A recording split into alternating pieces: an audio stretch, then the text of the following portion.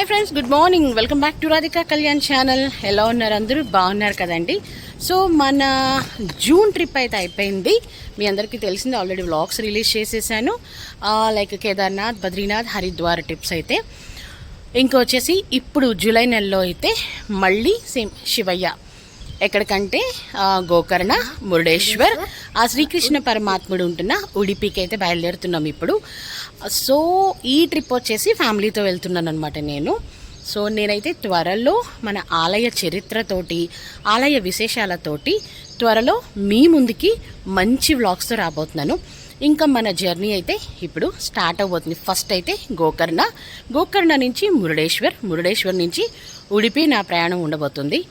So మరి అయితే మన ప్రయాణాన్ని స్టార్ట్ చేద్దాం. మీరు కూడా నాతో పాటు వచ్చేసి నేను వెళ్తున్న జర్నీని మీరు ఎంజాయ్ చేస్తూ, నేను చూస్తున్న ఆ ప్లేసెస్ అన్ని కూడా మీరు చూస్తూ ట్రిప్ని ఎంజాయ్ చేయండి. So excited. ఇది నీ ఫస్ట్ ట్రిప్ కదా గోకర్ణ?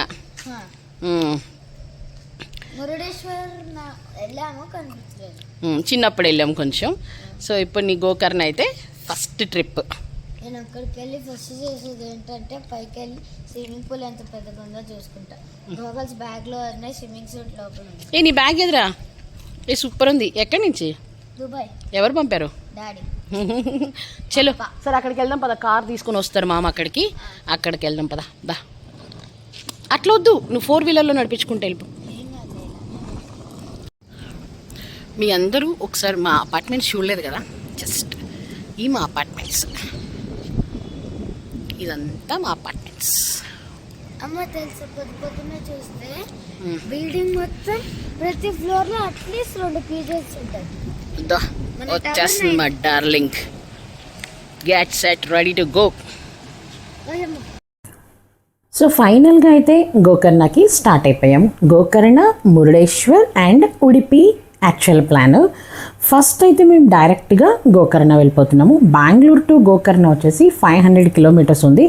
ఆల్మోస్ట్గా 10 hours జర్నీ ఉంది. దీనికి ఒక 3 routes ఉన్నాయన్నమాట. ఇది నేను చెప్తుంది వచ్చేసి by car, that means by road అయితే నేను చెప్తున్నా.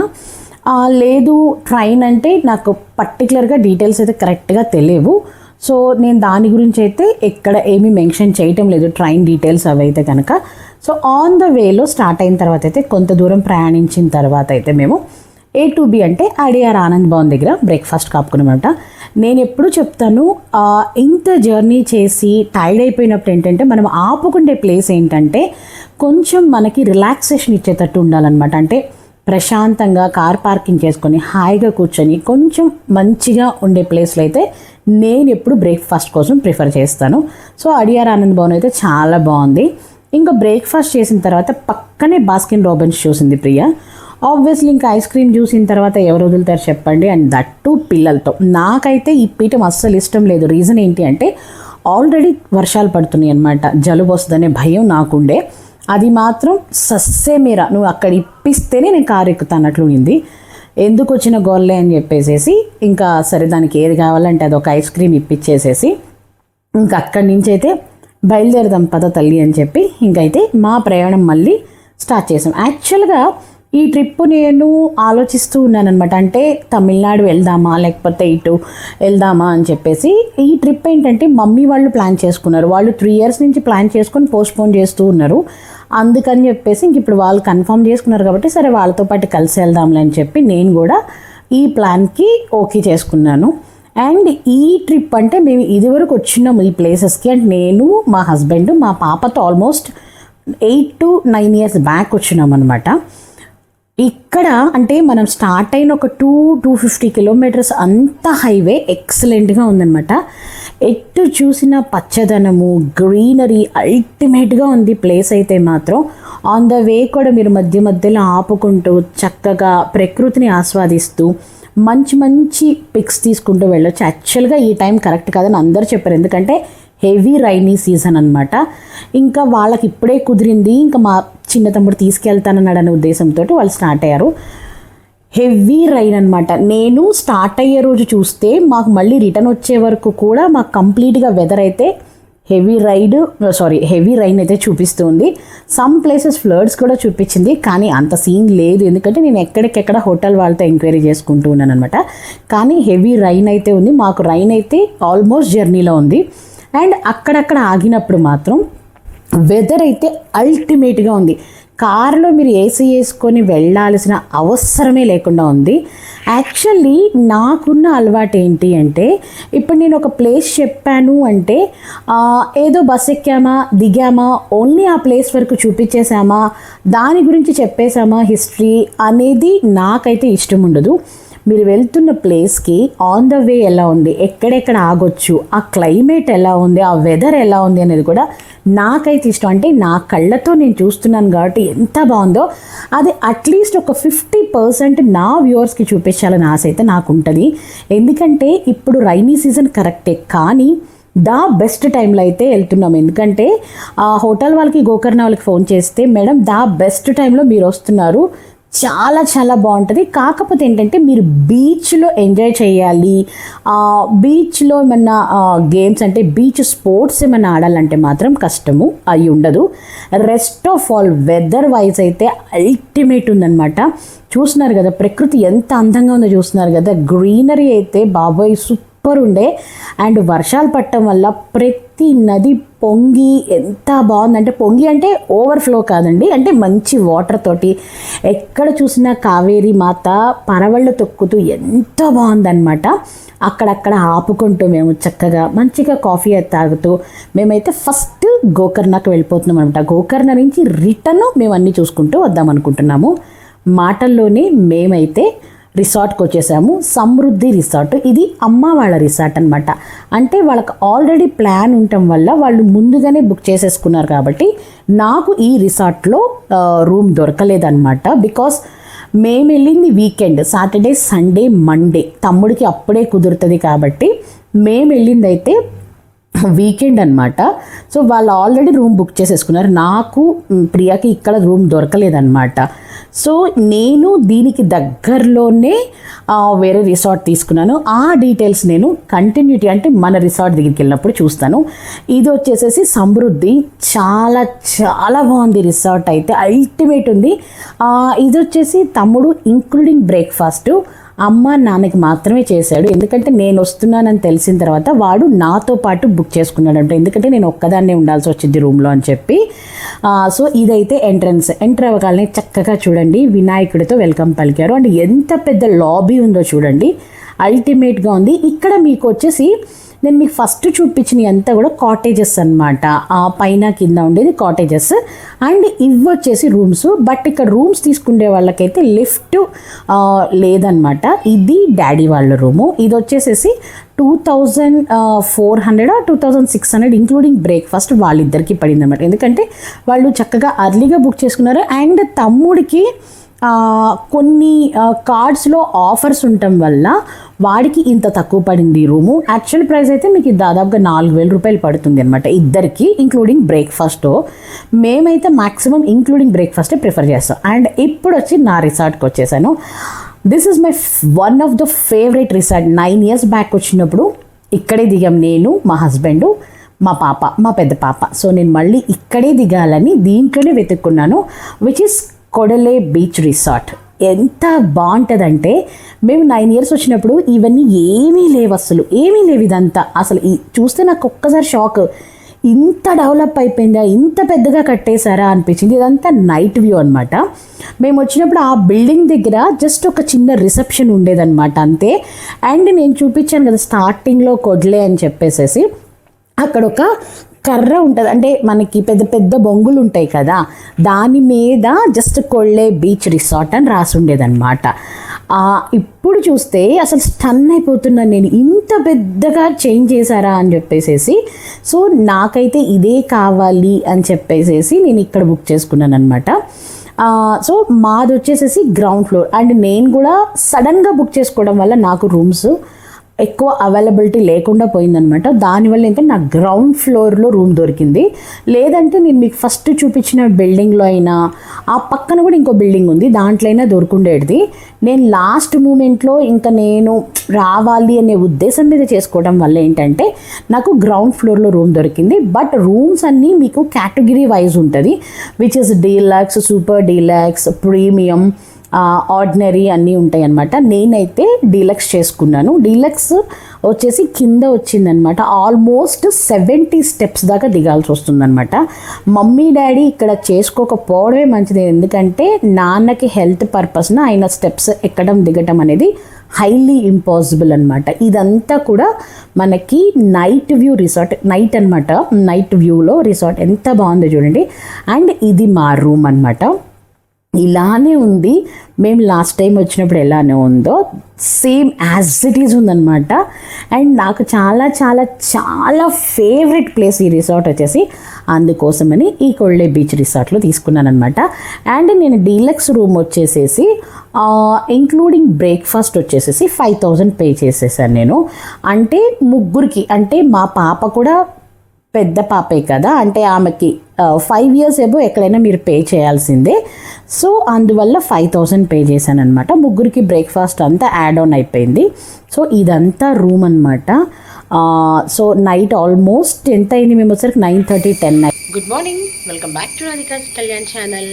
ఎలా ఉన్నారు అందరు? బాగున్నారు కదా? సో డే 2 ఈరోజు వచ్చేసేసి, నిన్న మనము బెంగళూరు నుంచి గోకర్ణకి ఎలా వచ్చామనేది. ఈరోజు వచ్చేసి అయితే మనము గోకర్ణ టెంపుల్ అండ్ నిన్న రాత్రి నేను దిగిన కుళ్ళే బీచ్ రిసార్ట్ విశేషాలు, వాటి ప్రైసెస్ అండ్ టెంపుల్ ఎన్నింటికి ఓపెన్ చేస్తారు, వాటి దర్శనాలు ఏంటి అన్నీ కూడా నేను క్లియర్గా మీకు ఈ వ్లాగ్లో ఇన్ఫామ్ చేస్తాను. అండ్ ఇంకోటి, ఇప్పుడైతే నేను టెంపుల్కి బయలుదేరిపోతున్నాను. టెంపుల్ ఓపెనింగ్స్ అయితే కనుక early morning 6 to 12:30, evening 5 to 8:30. So 6 o'clock open అవుతుంది కాబట్టి మార్నింగ్ మీరు షార్ప్ 6 to 6:30 బిట్వీన్ అక్కడ ఉన్నారంటే చాలా ఆరాంగా దర్శనం అయిపోతుందంట. సో దర్శనం గురించి నాకు తెలిసిన ఇన్ఫర్మేషన్ ఇంతే. సో నేను టెంపుల్కి వెళ్ళిన తర్వాత, టెంపుల్ విజిట్ చేసిన తర్వాత ఏ ప్రాసెస్ ఉంది, ఎక్కడైనా టికెట్స్ ఉన్నాయా, స్పెషల్ దర్శనం టికెట్స్, లేకపోతే మనం ఏమైనా మనీ ఇస్తే పూజారులు తీసుకొని వెళ్తారా, అన్ని విషయాలు నేను అక్కడికి వెళ్ళిన తర్వాత కనుక్కొని మీకు నేను ఇన్ఫామ్ చేస్తాను. సో ఇప్పుడైతే ఎర్లీ మార్నింగ్ 6 o'clock అయింది. ఒకసారి నేను ఉంటున్న నిన్న నైట్ అయితే నైట్ వ్యూ చూసారు రిసార్ట్. ఇప్పుడు డే ఎలా ఉన్నది కూడా చూడండి. సో పొద్దున్నే 6కి ఎంత బాగుందో చూడండి. రాత్రి ఎంత భయంకరంగా ఉందో, భయంకరం కాదులేండి, ఎట్లయినా చీకటిగా ఉంది కదా. అండ్ ఈ రిసార్ట్లో చాలా చెట్లు అవన్నీ ఎక్కువ అనమాట. చూడండి ఇక్కడంతా మీరు చూస్తున్నారు కదా, చాలా చెట్లు ఎక్కువ. అండ్ ఏంటంటే మనకి కొంచెం హెరిటేజ్ టైప్లో ఉంటుంది అనమాట ఈ రిసార్ట్ అయితే. సో ఏంటంటే అడవిలో మధ్యలో ఉంటుంది. యాక్చువల్గా నేను నిన్న రాత్రి మేము ఈ రిసార్ట్కి వస్తున్నప్పుడు వ్యూ తీద్దాం అనుకున్నా, కానీ లిటరల్లీ చెప్పాలంటే నాకు భయం వేసింది. ఎందుకంటే అడవి మధ్యలో భయంకరంగా ఉంటుంది అనమాట. అది చెప్పలేమండి, వర్ణనాతీతం అనమాట. అంత భయంకరంగా ఉంటుంది అనమాట. ప్రతి మనిషి భయపడతాడు. కారులో మీరు 5 ఉన్నా 10 మంది ఉన్నా సరే ఎవడైనా భయపడాల్సిందే. అందుకే భయం వేస్తే యాక్చువల్లీ నిజం చెప్పనా, అలా తీస్తున్నప్పుడు ఎవడన్నా గబుక్కన గనక వీడియోలో పడ్డాడు అనుకో, నేను గుండాయి చచ్చిపోతా అనే భయంతో తీయలేదు. యాక్చువల్గా అయితే ఇదంతా డే టైము. కానీ నేను రాత్రి వచ్చిన రోడ్డు వెళ్ళేటప్పుడు చూపిస్తా. పగలైంది కదా, ఇప్పుడు మనం రాజులం, భయమే లేదనమాట. ఇప్పుడు వెళ్ళేటప్పుడు చూపిస్తారు రోడ్ని. ఇప్పుడైతే మాత్రం మీరు ఫస్ట్ రిసార్ట్ చూసేయండి. పగలపూట ఎంత బాగుందో చూడండి. రిసార్ట్ అయితే సూపర్గా ఉంది కదా. ఇది మేము లాస్ట్ టైం వచ్చామని చెప్పాను కదా, నేను మా హస్బెండ్ పాప, అప్పుడు ఈ రూమ్ ఇచ్చారనమాట మాకు. ఇప్పుడు దానికన్నా కింద ఇచ్చాడనమాట. మెట్లు ఎక్కలేక దిగలేక చచ్చాం మేమైతే. అమ్మో చాలా కష్టంగా ఉంది. కానీ ఎవరైనా పేషెంట్స్, చిన్న పిల్లలతో అయితే మాత్రం చాలా కష్టం. కానీ ఎంత అందంగా ఉంటుందంటే బ్యూటిఫుల్గా ఉంటుంది అనమాట. చూసారు కదా, Kudle beach view resort and spa. ఇది మా రూమ్ బ్యాక్ సైడే బీచ్ అనమాట. అస్సలు వర్ణనాతీతం అండి ఈ రిసార్ట్, అంత బాగుంటుంది. అండ్ మనమైతే ఇప్పుడు మెయిన్ మనం ఇక్కడికి వచ్చిన పర్పస్ ఏంటి, గోకర్ణ టెంపుల్ విజిట్ చేయడానికి వచ్చాము. గోకర్ణలో ఉన్నది ఆత్మలింగము. సో ఇప్పుడు మనమైతే కనుక టెంపుల్కి వచ్చాం కాబట్టి టెంపుల్ విషయాలు అలాగే ఆలయ చరిత్ర గురించి తెలుసుకుందాము. తర్వాత మళ్ళీ మనం రిసార్ట్ గురించి మాట్లాడుకుందాము. అండ్ ఇక్కడ వచ్చేసి చూడండి, మీకు శివయ్య దగ్గరికి చక్కగా ఇట్లా ఒక ఆకులో పెట్టి పూలు ఫ్రెష్గా అలాంటి ఈ పూలు అండ్ మనకు వచ్చేసి బిల్వపత్రాలు ఇస్తున్నారు. ఇవి తీసుకొని మనం గుళ్ళోకి వెళ్తాం అనమాట. ఇక్కడి నుంచి మనం ఆలయ చరిత్ర ఫస్ట్ తెలుసుకుందాము. గోకర్ణ ప్రదేశం వచ్చేసి ఆత్మలింగం గురించి మనం తెలుసుకోబోతున్నామండి. మన దేశంలోని అత్యంత ప్రాచీనమైన శైవ క్షేత్రాలలో గోకర్ణ ఒకటి. పవిత్రమైన త్రిస్థలాలలో గోకర్ణ ఒకటి. మిగతా 2 వారణాసి, రామేశ్వరం. గోకర్ణ క్షేత్రానికి పడమట అరేబియా సముద్రం, తూర్పున సిద్ధేశ్వర క్షేత్రము, ఉత్తరాన గంగావళి నది, దక్షిణాన అఘనాశిని నది ఉన్నాయి. ఇలా ప్రకృతి రమణీయంతో అలలారుతూ ఈ క్షేత్రం శివునికి ఆత్మలింగ ప్రతిష్ఠ జరిగిందనమాట. ఇక పురాణ గాథ ఏంటి ఈ దేవస్థానం గురించి అంటే, ఈ పుణ్యక్షేత్ర ప్రసక్తిని రామాయణ మహాభారతాలలో చూడగలం. ఇక స్కాంద పురాణంలో ఒక అధ్యాయమే ఈ క్షేత్ర ప్రాముఖ్యాన్ని వివరిస్తోంది. పూర్వము రావణాసురుడు శివుని గురించి ఘోరమైన తపస్సు చేయగా అతని తపస్సును మెచ్చి ప్రత్యక్షమయ్యాడు శివుడు. వరాన్ని కోరుకోమన్నాడు. అప్పుడు రావణాసురుడు తనకు ఆత్మలింగం కావాలని కోరాడట. అందుకు ఒక నిబంధన విధించిన శివుడు రావణాసురుడికి ఆత్మలింగాన్ని ఇచ్చాడు. ఆ నిబంధన ప్రకారం రావణాసురుడు లంకకు వెళ్ళేంత వరకు ఆత్మలింగాన్ని నేలపైన దించకూడదట. ఆత్మలింగాన్ని అందుకున్న రావణాసురుడు లంక వైపు పరుగులు తీయసాగాడు. ఆత్మలింగం రావణాసురుడు దగ్గరే ఉండే లోకాలన్నీ అల్లాడిపోతాయని కలత చెందిన దేవతలు తమను కాపాడవలసింది అంటూ విష్ణుమూర్తి, బ్రహ్మ, విఘ్నేశ్వర తదితర దేవుళ్ళని వేడుకొన్నారట. గణపతి చిన్న పిల్లవాడి వేషంలో రావణాసురుడికి మార్గమధ్యంలో ఎదురుపడ్డాడట. సరిగ్గా అప్పుడే విష్ణుమూర్తి తన చక్రాన్ని సూర్యుడికి అడ్డంగా పెట్టాడట. సాయంత్రం అవుతుందనుకున్న రావణాసురుడు సంధ్యావందనాన్ని నిర్వర్తించాలనుకున్నాడు. అయితే అతని 2 చేతుల్లో ఉన్న శివుని ఆత్మలింగాన్ని ఏమి చేయాలో అర్థం కాక అప్పుడు అటుగా బాలరూపంలో వచ్చిన వినాయకుడిని చూసిన రావణాసురుడు కాసేపు ఆత్మలింగాన్ని పట్టుకోమని తాను సంధ్యావందనం చేసుకొని వస్తానని అభ్యర్థించాడట. అందుకు ఒప్పుకున్న బాల వినాయకుడు తాను 3 సార్లు పిలుస్తానని, అప్పటికీ రావణాసురుడు రాకపోతే ఆత్మలింగాన్ని కింద పెట్టేస్తానని చెప్పాడట. వేరే దారి లేని రావణాసురుడు వినాయకుని నిబంధనకు ఒప్పుకొని సంధ్యావందనం చేసుకోవడానికి వెళ్తాడు. అయితే రావణాసురుడికి ఏమాత్రం అవకాశాన్ని ఇవ్వక వినాయకుడు గబగబా 3 సార్లు రావణాసురుడిని పిలిచి ఆత్మలింగాన్ని నేలపై పెట్టేస్తాడు. ఆత్మలింగాన్ని నేలపై పెట్టేసిన తర్వాత రావణాసురుడు ఎంత పరుగులు పెట్టి వచ్చినప్పటికీ జరగాల్సిన అనర్థం జరిగిపోతుంది. ఆ సంఘటనకు కోపగించుకున్న రావణాసురుడు బాల వినాయకుని తలపై ఒక్క మొట్టు వేశాడట. సరే, ఒక్క నిమిషం బ్రేక్ తీసుకుందాం. ఇది నిన్న రాత్రి మేము రిసార్ట్కి వచ్చిన రోడ్డు. చూడండి ఎలాంటి కండిషన్లో ఎలా ఉందో చూడండి ఈ రోడ్డు. ఇది రాత్రిపూట వస్తే మన పరిస్థితి ఏంటో ఒక్కసారి ఆలోచించుకోండి. ఇక్కడి నుంచి మనము కంటిన్యూ చేద్దాము టెంపుల్ చరిత్రని. సో రావణాసురుడు మొట్టినందుకు గణపతి తలపైన ఒక నొక్కు ఏర్పడుతుంది. ఆ నొక్కును ఇప్పటికీ మనము ఇక్కడున్న మహాగణపతి ఆలయంలో విగ్రహంలో చూడవచ్చట. ఆ తర్వాత రావణాసుడు ఎంతగా ప్రయత్నించినప్పటికీ ఆత్మలింగాన్ని పైకి లేపలేకపోతాడు. ఆత్మలింగాన్ని తీసుకువచ్చిన పెట్టెను ఉత్తరం వైపు నుంచి లాగుతాడు. అది విసురుగా వెళ్ళి దూరంగా పడిపోతుంది. అక్కడ సజ్జేశ్వర లింగం వెలుస్తుంది. పెట్టె మూతపడిన చోట గుణేశ్వర లింగం ఉద్భవిస్తుంది. లింగంపై కప్పబడిన వస్త్రం పడిన చోటు మురుడేశ్వర లింగం వెలుస్తుంది. పెట్టెను కట్టిన తాళ్ళు పడిన చోటు వచ్చేసి ధారేశ్వర లింగం ఉద్భవిస్తుంది. ఈ లింగాల మధ్య స్వామివారి ఆత్మలింగం మహాబలేశ్వరంగా గోకర్ణలో వెలుస్తుంది. ఆత్మలింగంతో ముడిపడిన ఈ 5 క్షేత్రాలను శైవ పంచక్షేత్రాలని మనము పిలుచుకుంటాము. ఇంకొక కథనం ప్రకారం పాతాళ లోకంలో తపస్సు చేసి భూలోకానికి వస్తున్నప్పుడు భూమాత గోరూపాన్ని ధరించిందట. ఆ గోవు చెవి నుండి పరమేశ్వరుడు బయటకు రావడంతో ఈ క్షేత్రానికి గోకర్ణం అని పేరు వచ్చిందని అంటారు. ఈ ఆలయ చరిత్ర అయితే ఇంకా చాలా ఉంది. ఇప్పుడైతే ఒక చిన్న బ్రేక్ తీసుకుందాం. ఇది పగలపూట మన రిసార్ట్ అండ్ మేము బ్రేక్ఫాస్ట్ చేయడానికి వచ్చామన్నమాట. ఇప్పుడు ఒక చిన్న బ్రేక్ తీసుకొని అక్కడి నుంచి మళ్ళీ మనం ఆలయ చరిత్రలోకి వెళదాము.